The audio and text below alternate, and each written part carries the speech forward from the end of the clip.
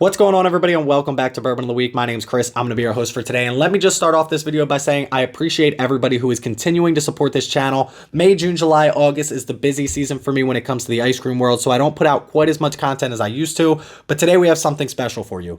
This is Alternate Takes Volume 4 Whiskey. This is 86 proof. This is coming out of Dogfish Head Distillery. This is a different bottle. This is a sample that they sent me. This will not affect my opinion just because they sent me a free sample. This is actually an American single malt finished in Oloroso sherry casks as well as Sam Adams Utopias barrels. Now, I don't have much expertise or experience in any of the things that I just named, so let's try this out and see what we think. But everybody knows before we get started on all of that, time for the traditional sip. Cheers, y'all.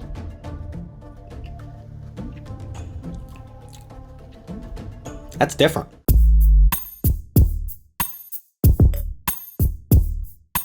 So that's right, ladies and gentlemen, we have a beer company messing around trying to make some whiskey. And if I had to give you my alternate take off the traditional sip here, I'll tell you it's better than I expected, only because I will say this. There's nothing in this glass that I have a lot of experience with. I don't really usually like beer. I don't really like Oloroso sherry. I don't really usually like American single malts. Now, I don't know much about them. I think they have to be at least 51% malted barley at this point, but I do think there's a big push to make them 100% malted barley. I don't know if that already went through or not. That, and then it has to be distilled at one distillery, is all I really know about American single malts. Then we have Oloroso sherry. We've talked about these before. Solera aged wine, all of that. The Oloroso sherry casks are usually very hard to get. So a lot of stuff that you see from Oloroso sherry is actually, what do they call that process? Seasoning casks, which basically means they put the Oloroso sherry in a casks and that's all they do until it turns to vinegar, and then they ship those out. And then we have Sam Adams Utopias barrels. We're going to talk a lot more about Utopias barrels as we go, but it's very interesting because these Sam Adams Utopias barrels are actually done previously. They're using their beer and aging these in Buffalo Trace barrels. So we're going full circle when it comes to this particular take right here. Let's keep sipping this and talk about all of the flavors that I'm getting. Let's start with the base of this product first. This is an American single malt and it's aged 3 years. Now, I don't know if 3 years is a very long time when it comes to American single malts, but I will say that's usually pretty young when it comes to the whiskey world in general. This is 74% done in the Utopias barrels and 26% done in the Oloroso sherry casks, and they're aged an extra 7 months in those two casks. Now, initially, the first flavor profile that I'm pulling out of this is chocolate, dried fruit, and cherries. It's absolutely crazy how much chocolate you get on this. It literally almost feels like I'm eating a chocolate bar that was like roasted. It almost feels like a s'more minus the marshmallow and the graham cracker. Just that oaky, smoky, fiery flavor along with the chocolate from the s'more. It's just very good, very dense, and very different from anything that I've ever experienced before when it comes to a whiskey.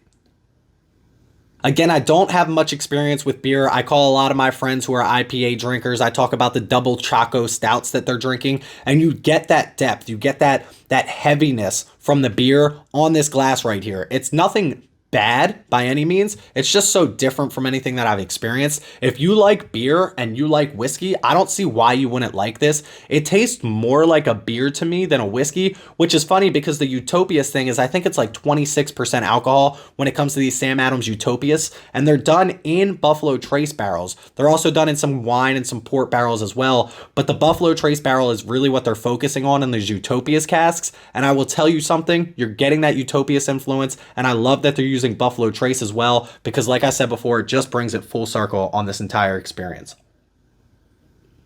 Now, I do think I'm picking up some of that Oloroso sherry as well, but it's not nearly as predominant as what I'm getting from, I'm assuming, those Utopias barrels. It seems like those Utopias barrels are really taking over this glass here. As far as the American single malt itself goes, I don't really know if I could tell you that this was an American single malt after all of the other flavors that I'm getting from the Utopias and those Oloroso sherry casks. Now, the Utopias barrels interest me because, again, this Utopias is like 28% beer. It's obviously darker. It's super heavy. If you see the bottle, maybe I'll put it on screen for you. It's a beautiful bottle. It's obviously a limited release, highly sought after, I'm assuming, in the beer world. But it's one of those things where they used 86 different barrels to make their last Utopias on the 2021 or 2022 release. I forget which one it was. But if they're using 86 different barrels, they're obviously blending those. And I don't think they're picking out one barrel that they're blending them into. So I'm curious which barrels they're using for this particular bottle that they're pulling from what they're calling Sam Adams Utopias barrels, because it could be Buffalo Trace barrels, it could be wine barrels, it could be port barrels. Again, 86 different barrels going into their last batch. So which ones they're using on this particular alternate takes number 4, I'm not too sure of. The other thing about these Utopias bottles is there's 30-year-old beer in them. So again, I don't know how long the barrels have been aging these beers before they're getting it over at Dogfish, but it's a very interesting story. The full circle that it comes, everybody cooperating to make this particular alternate takes volume 4 happen is very interesting. Again, very in-depth, very robust flavor profile. I like it a lot more than I ever expected I was going to like it. And that's saying something for an American single malt finished in beer and wine, because I don't really like all three of those.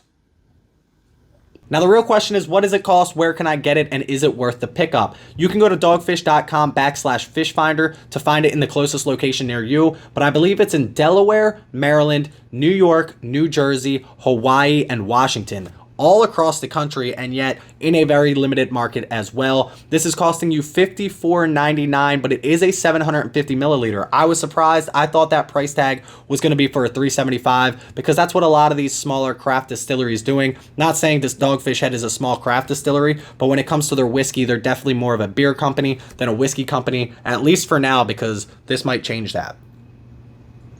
This apparently dropped on the 15th of this month, May 15th. So if you have an opportunity to pick it up, I'm going to tell you right now, at $54.99, now that I've tried it, I would pick up a bottle of this. I don't know if I would drink it every day. I definitely wouldn't call it a daily sipper, but I would like to have this on my shelf for people who come over who really enjoy beer, so I can tell them the story about this, as well as let them try something that's different from anything they've experienced before in whiskey. I don't hate it. I don't think I love it at the end of the day, but it's definitely interesting. Obviously, alternate takes, going off the music industry, you take alternate takes to get to the perfect combination, and they're on their way to finding something very special in this alternate takes series. I'm curious how it goes forward and what else they put out, and I'm also curious what 1, 2, and 3 taste like, but at this point, those are probably all gone.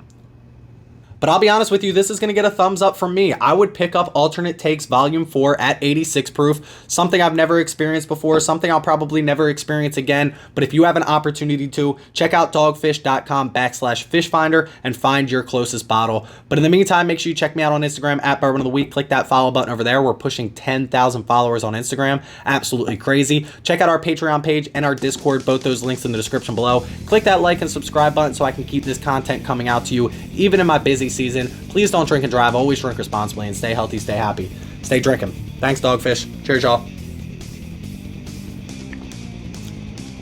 It's pretty damn good.